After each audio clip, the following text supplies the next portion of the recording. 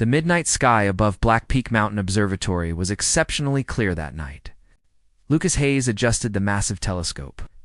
His fingers moving with practiced precision over the controls, he knew better than his own reflection. At 32, he had perfected the art of solitude, finding more comfort in distant galaxies than in human company. Just you and me tonight. Old friend, he whispered to the telescope. A habit formed over 3 years of voluntary isolation at this remote facility. The observatory door creaked open behind him, and Lucas froze. No one was scheduled to visit for another week. The nearest town was 40 miles away, and the winding mountain road was treacherous even in daylight. "Hello?" he called, his voice echoing in the domed chamber. Silence answered him. But Lucas felt a presence, something different from the usual emptiness of the facility. He turned slowly, eyes straining in the dim blue light. She stood by the entrance, partially hidden in shadow. As she stepped forward, the starlight filtering through the dome's opening illuminated her form. Lucas blinked, certain his eyes were playing tricks after too many hours of staring into space. Her skin was a soft lavender color that seemed to shimmer subtly. Dark purple hair cascaded down her shoulders in waves that seemed to move like liquid. But it was her eyes that rendered Lucas speechless and shifting between violet and silver, containing depths that reminded him of the nebulae he studied. "You're Lucas Hayes," she said. Not a question, but a statement of fact. Her voice carried a musical quality, each word flowing into the next, like a gentle stream. Lucas nodded, unable to form words. His scientific mind raced through explanations: a prank, a hallucination from exhaustion, perhaps someone with an unusual skin condition. "My name is Zayla," she continued, moving closer with a grace that seemed almost weightless. "I've been watching you for some time." "Watching me?" Lucas finally managed, finding his voice. "How? Why?" Zayla smiled, and something in that expression made Lucas's chest tighten. "Because you watch the stars with such care. Because you send signals without realizing what they mean." Lucas's confusion must have shown on his face, because she gestured toward his computer setup. "Your radio telescope project? The signals you've been capturing and sending back with modifications, that's just a personal experiment," Lucas explained. "Harmless data collection, and not harmless," Zayla interrupted, her expression growing serious. "Not random. You've been communicating, Lucas, and I've come to answer." She reached toward him, hesitating just before her fingers would touch his arm. In the pale light, Lucas could see faint patterns across her skin, like constellations etched into her very being. "This is impossible," he whispered. Though he couldn't look away from her eyes. "Many things seem impossible until they happen," Zayla replied. "Sometimes the universe brings together two souls from different worlds." 4. Reasons neither understands at first. As dawn approached, painting the sky outside in watercolor hues, Lucas realized they had talked through the night about stars, about his work, about everything except the most obvious question. It wasn't until the first ray of sunlight breached the horizon that he finally asked, "What are you, Zayla?" She turned to face the rising sun, her purple skin absorbing the light in a way that made her seem to glow from within. "I am very far from home, Lucas Hayes," she answered softly. "And you are the only person on your planet who might understand why I had to come." Morning light streamed through the observatory windows as Zayla sat across from Lucas at his small kitchen table. The ordinary human setting contrasted sharply with her extraordinary presence. Lucas pushed a mug of steaming coffee toward her, which she examined with curious eyes. "Your signal patterns," Zayla began, setting the untasted coffee aside. "They matched an ancient mathematical sequence my people used to identify compatible intelligence. But you weren't supposed to find it." Lucas ran his fingers through his disheveled hair. "I was just analyzing radiation patterns from the Cygnus constellation. I never intended to. Intent doesn't matter in cosmic communication," Zayla interrupted, her voice gentle but firm. "What matters is that you replied in a way that only someone who understood our fundamental principles could." She raised her hand, palm facing upward. A small light appeared above it, spanning into a three-dimensional map of star systems Lucas had never seen in any astronomy text. "My home," she explained. pointing to a small cluster of planets orbiting a binary star system. We call it Lyravesh. For generations, we observed your world from afar, studying but never interfering. Until now, Lucas said. Mesmerized by the holographic display, Zayla's expression darkened. We had no choice. My civilization faces extinction. A stellar phenomenon you would call a hypernova is approaching our system. Our scientists have less than 1 Earth year to find a solution. And you think I can help? Lucas asked incredulously. I'm just one astronomer at a forgotten observatory. Zayla reached across the table, her fingers hovering near his. When he didn't pull away, she placed her hand on his. Her touch was warm, surprisingly human, despite her alien appearance. Your work on gravitational wave manipulation is decades ahead of other Earth scientists. The equations you published last year contain the theoretical framework we need. Lucas felt his cheeks flush. Partly from her touch and partly from the realization that his obscure research paper ejected by every major journal had somehow reached across the stars. Those were just theories, he protested. Thought experiments without practical application. Zayla's eyes shimmered with an intensity that made Lucas's breath catch. To you, perhaps, but combined with our technology, they could save my people. As the day progressed, Zayla revealed more about her journey, traveling alone in a biomechanical ship that now lay hidden in the dense forest behind the observatory. She explained how she'd spent weeks learning human languages and customs before approaching him. Why me?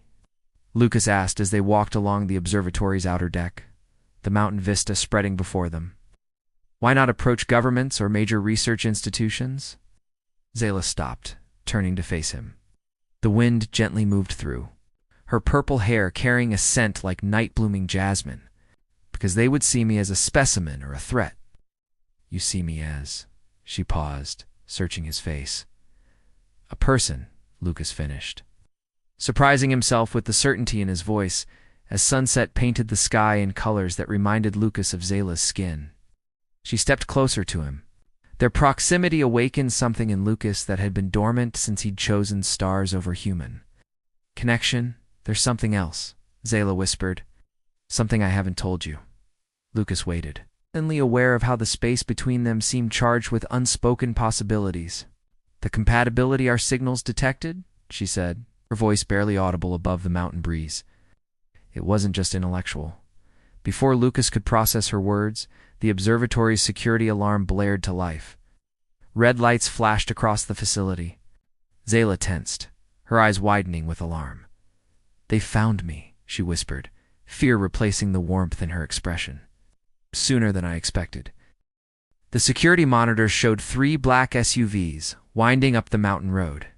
Lucas's heart pounded as he quickly shut down the observatory systems, plunging the facility into emergency lighting. Government? Zayla asked, her voice tight with concern. Probably Department of Defense or NASA, Lucas replied, grabbing his laptop and an external hard drive. They monitor unusual astronomical phenomena. Your ship must have triggered their satellites. Lucas led Zayla through a maintenance corridor to a rarely used storage bunker built into the mountainside, a Cold War relic, from when the observatory doubled as a listening post.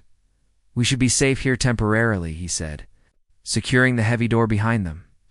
The small space forced them close together as Lucas activated the backup generator, providing dim lighting and basic power. I'm putting you in danger, Zayla said, her luminescent eyes reflecting genuine concern. I can leave. Find another way. No, Lucas interrupted, with unexpected firmness. I've spent my life searching the stars for something meaningful. I'm not about to turn away when the stars finally answer back.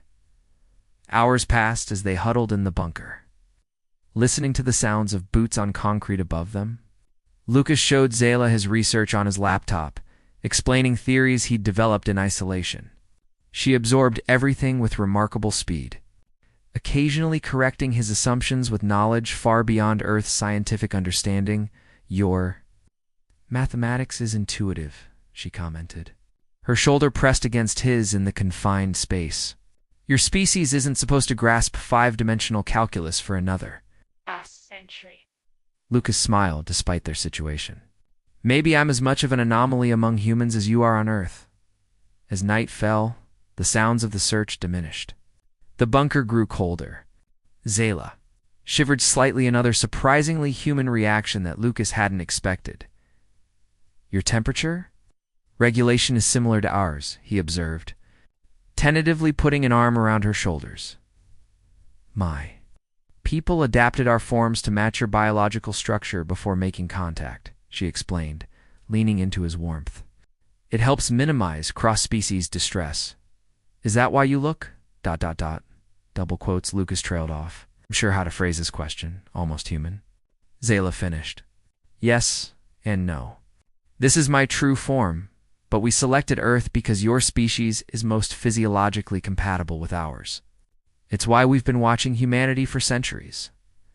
The implications of her statement hung between them in the darkness. Lucas became acutely aware of her closeness, the subtle rhythm of her breathing, the faint luminescence of her skin providing just enough light to see her features. Lucas, she whispered, turning to face him. There's something happening between us.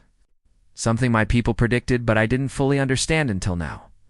Their faces were inches apart.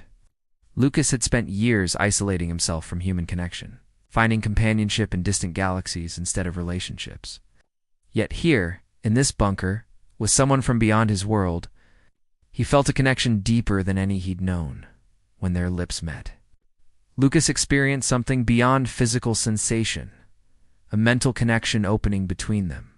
Flashes of Zayla's memories cascaded through his consciousness, her volunteer mission to Earth, the desperate situation of her people, and something unexpected, her growing feelings for him that went beyond her scientific mission. They separated, both breathless from the intensity of the connection. What was that? Lucas asked, his voice unsteady. Our first true communication, Zayla replied, her fingers tracing his jawline with wonder. My people share thoughts through touch. I didn't know if it would work with a human. Before Lucas could respond, his satellite phone buzzed. The text message chilled him despite Zayla's warmth against him. Hayes, we know about your visitor.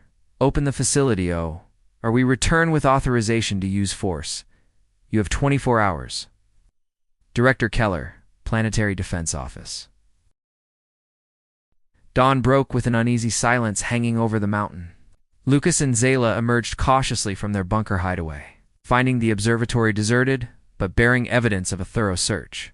Computer equipment lay dismantled, files scattered across floors, and several surveillance devices newly installed in corners.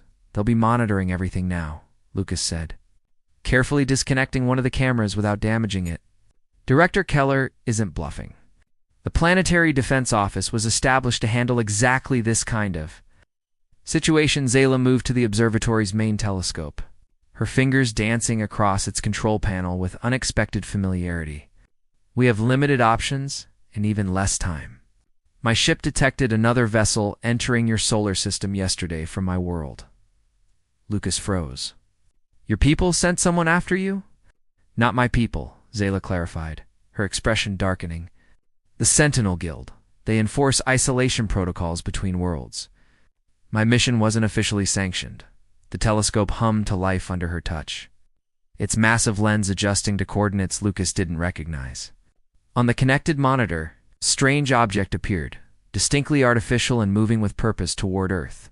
They'll be here within hours, Zayla said, her voice tight with urgency. And they won't distinguish between helping me and helping my entire civilization.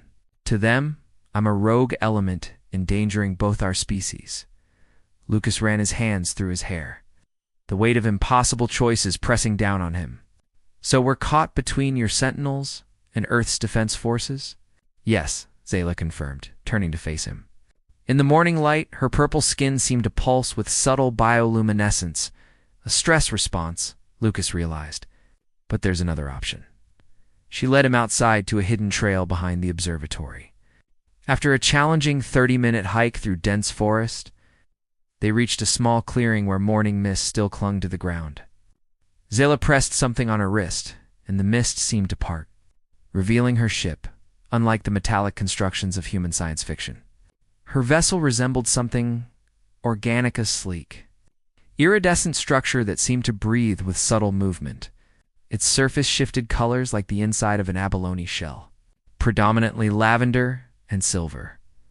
"It's beautiful," Lucas whispered, reaching out to touch its responsive surface. "And it can take us both away from here," Zayla said softly. "My original mission was reconnaissance only, but now ... She took his hands in hers.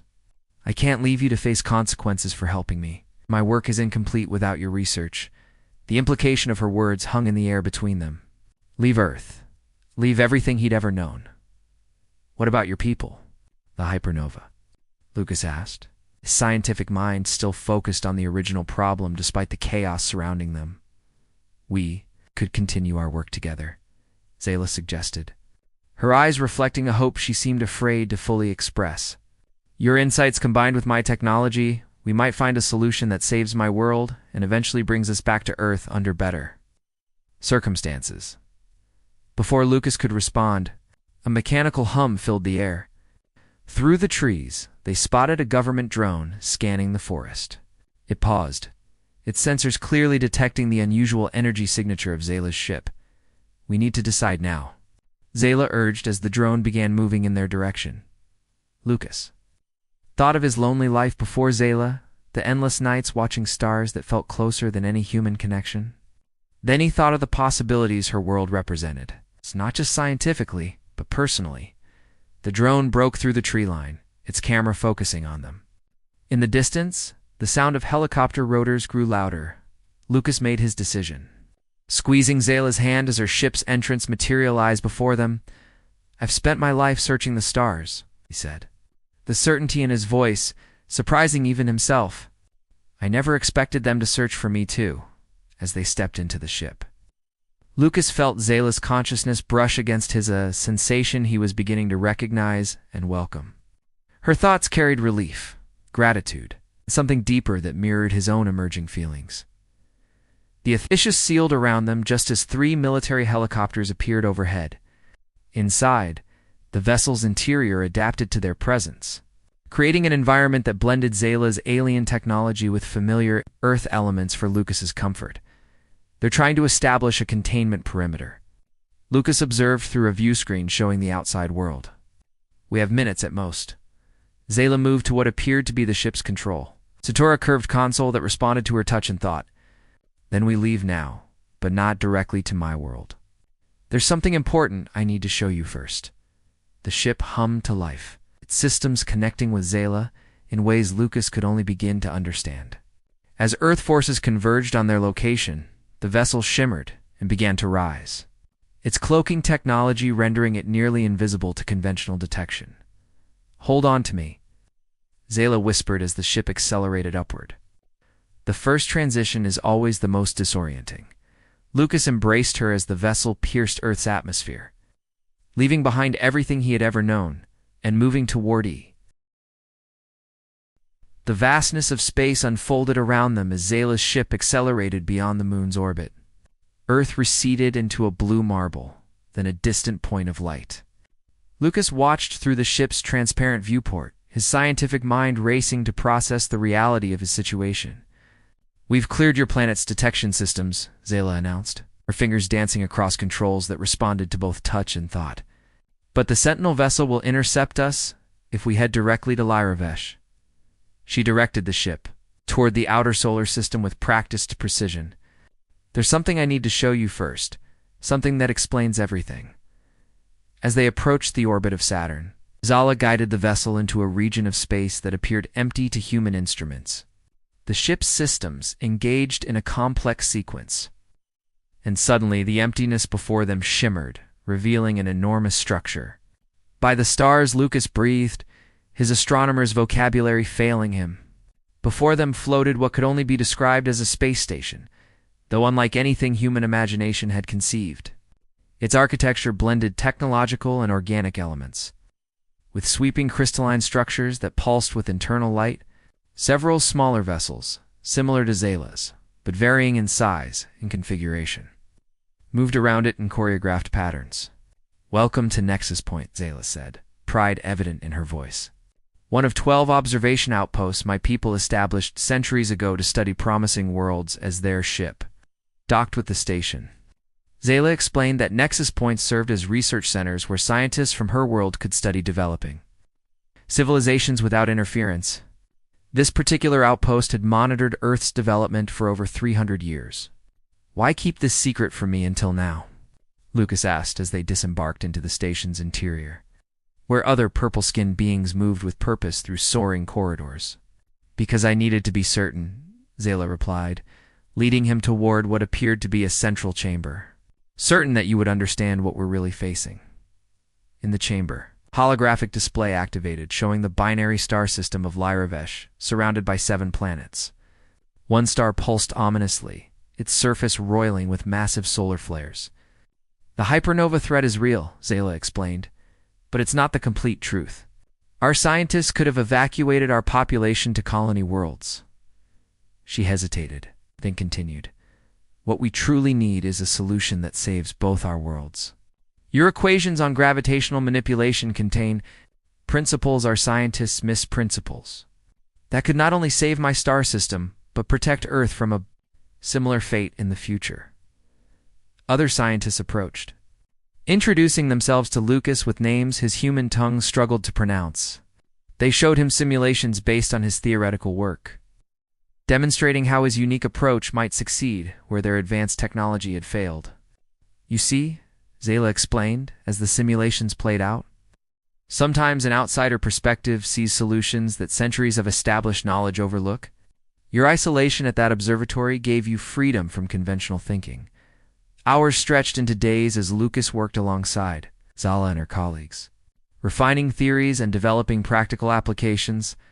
During brief rest periods, Zayla showed him wonders of her culture through shared consciousness, art forms based on manipulating light itself, music composed in dimensions beyond human perception, and histories spanning millennia. Their connection deepened with each passing day, transcending physical attraction and intellectual collaboration to form something neither had experienced before. Bond that bridged not just to individuals, but to civilizations. One cycle, as they rested in quarters adapted for both their physiologies, Zayla shared the truth she had held back until now. The Sentinel Guild isn't just pursuing me for breaking isolation protocols, she admitted. They believe cross-species bonds like ours will irreversibly change both our civilizations. They're not entirely wrong.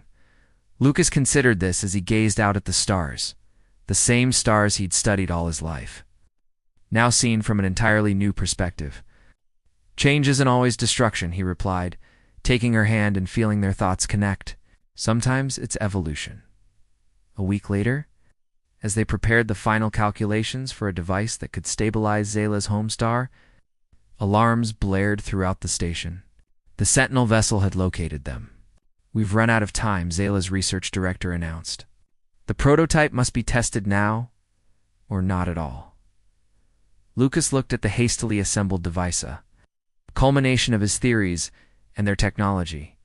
The mathematics is sound, but we haven't run a full simulation. Sometimes we must leap without certainty, Zayla said, her eyes meeting his with complete trust. As Sentinel forces began docking procedures, Zayla and Lucas activated the prototype. Energy cascaded through the station, and for one terrifying moment, Lucas feared they had failed. Then the readout stabilized, showing a controlled gravitational field forming around the device. It works, Zayla whispered, incredulous joy spreading across her features. When the Sentinel commander entered with armed guards, found not fugitives but scientists celebrating a breakthrough that would save not one world, but potentially many across the galaxy. 3 months later, Lucas stood beside Zayla on the observation deck of a much larger vessel approaching Lyravesh.